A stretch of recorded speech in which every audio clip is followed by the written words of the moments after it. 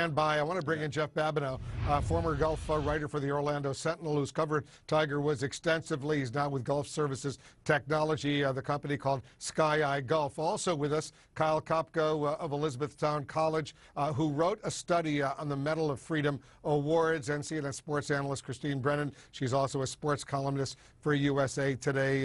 Well, Kyle, let's talk about this. You studied how different presidents have used the Medal of Freedom. President Obama really enjoyed holding these ceremonies. What message do you believe President Trump is sending out today? I think he's trying to send a message about what he believes to be great accomplishments, and I think clearly he does value athletic accomplishments.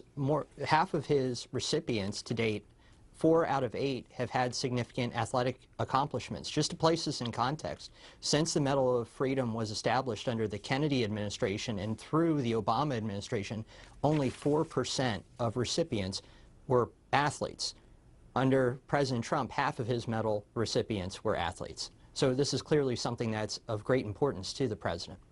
Our camera's zooming in and to the Oval Office.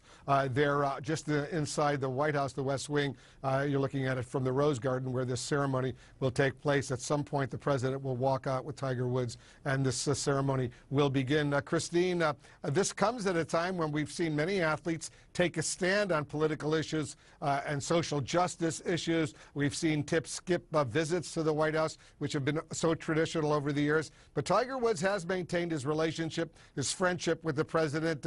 How has he done that? Well, Tiger is not that guy. Tiger's not going to take that stand. A lot of people want to project onto Tiger something that he's not. Back when Tiger was 21, Wolf, and had just won the Masters for the first time in 1997, really burst on the scene. President Clinton invited him to the 50th anniversary celebration of Jackie Robinson breaking the color barrier in baseball. Tiger said no. He would not show up, and he went on vacation instead. Years later, he apologized. But that was Tiger Woods at 21, so it should be no surprise that Tiger at 43 is very comfortable hanging out with Donald Trump. And you're right. We have seen a lot of athletes, especially athletes of color. Recently, Alex Cora, the manager of the Red Sox, has just said he will not go to the White House when the Red Sox go there later this week. Of course, he's Puerto Rican. He says for the obvious reasons of the hurricane and all the issues there. And many have taken stands. Tiger's not that guy. He's not going to take a stand. I don't think he ever will, and that's okay. It's his right. But he is not that person who's going to make the stand the way Serena Williams or LeBron James or Cora or others are doing. You know, Jeff Babineau, you've been covering and reporting on Tiger Woods' golf career for decades now. What do you make of his getting this Lifetime Achievement Award at the age of 43? Well, certainly the timing's a little questionable. It's awfully young. I mean, I think if you look at the athletes who have received this award, maybe the closest one would be Michael Jordan in his 50s. The other golfers receiving this award, Arnold Palmer was well into his 70s, Jack Nicklaus was into his 60s, and Charlie Sifford was into his 90s when he received this. So it's seen as a lifetime award. I mean, that's the one little bit of questionable thing here, that Tiger's getting it so young. I mean, maybe getting it so young will prompt him to do even bigger things that he's doing off the golf course. He has been doing some great things in terms of education with his foundation. He's changing lives of students and youngsters, but he's very early on in this lifetime journey. So it just seemed a little peculiar he would receive this award at such an early age. You know, Kyle, Democrat or Republican, there's no debate that Tiger Woods is a phenomenal athlete. Do you think this potentially is a unifying choice?